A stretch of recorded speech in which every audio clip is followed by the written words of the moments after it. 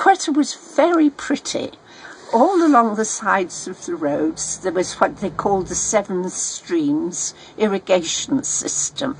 And in the springtime there were almond trees, and they were so pretty, the pink blossom, it was like living in fairyland, although it wasn't fairyland, because in the winter it was bitterly cold.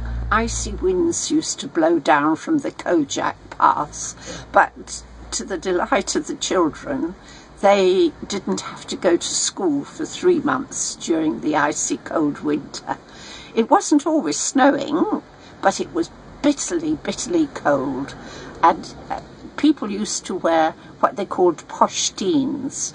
Posteen? Yes. That's a Pashto word. Yes. Yeah. Yes, sort of big sheepskin-lined coats, and that was lovely. I didn't have one, but lots of people did, and really kept the cold out. So that was sort of one memory that I had of Quetta. And it was, because we lived in the cantonment part, we had a house, a bungalow, well, not a bungalow, but a daytime house. And then at night we slept in what they called a wanna hut, which was made of mud walls and a tent roof. And while we were there, they had several tremors.